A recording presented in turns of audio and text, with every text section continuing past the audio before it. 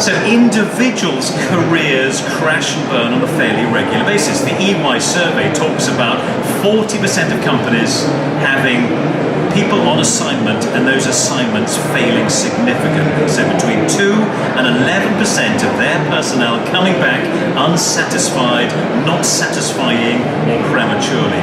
Can you imagine the cost in terms of time, career disappointment, shame, and money? We're talking business impact here.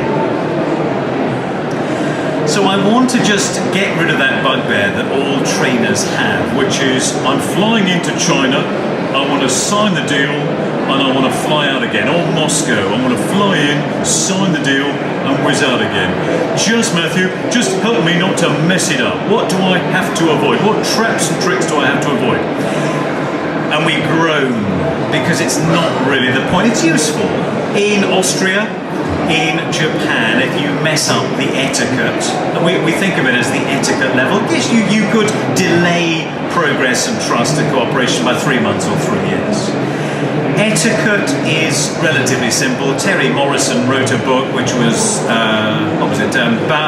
kiss, bow, or shake hands, and you can get it from there. So to me that is necessary, but it's not sufficient.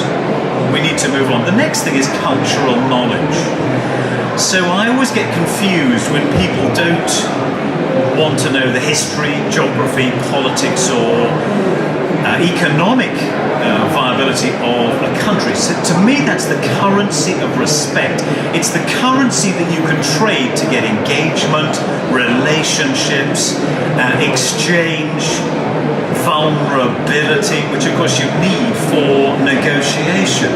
Honest negotiation actually needs plenty of disclosure. Disclosure in most cultures, in rooms, is not automatic.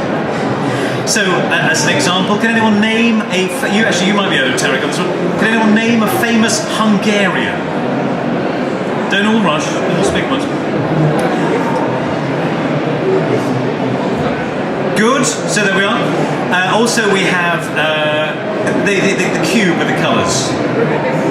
Rubric, the biro, Mr. Biro, Florence or Les.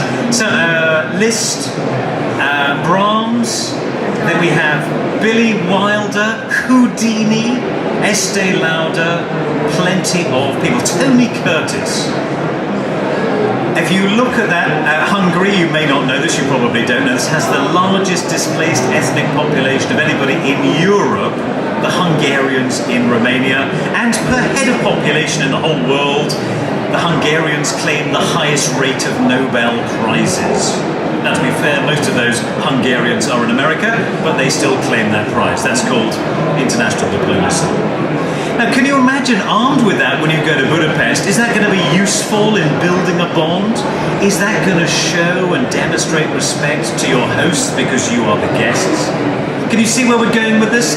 There's this level of preparation which is about information.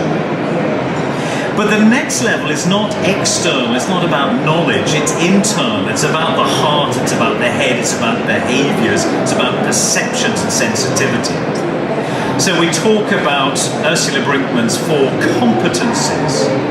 So you will measure yourself now, so I invite you to do that on a voluntary open basis. Are you curious about otherness? You're sitting here, you've come here, you've struggled with the Jubilee line, so I guess that is a positive, but are you doing enough? Are you constantly open?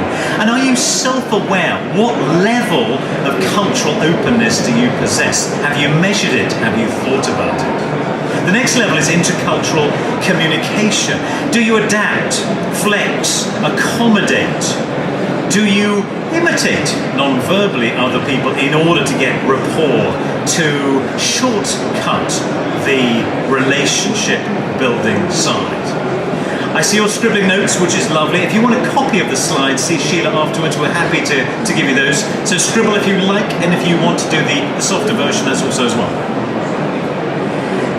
Leadership, teams, projects, about building commitment, building engagement, buy-in and trust with otherness. You've either got that or you haven't. You can work on it, but right now it's a black white, it's a yes no. We can do something there to help you. And the most critical competence is managing uncertainty. You're going to be in chaos. Da, da, da, da. It's all going nicely, and the day before the deadline, it all blows up. You've messed up and you don't know why. Can you cope with that? So it's not just the jet lag or your kids are upset at school.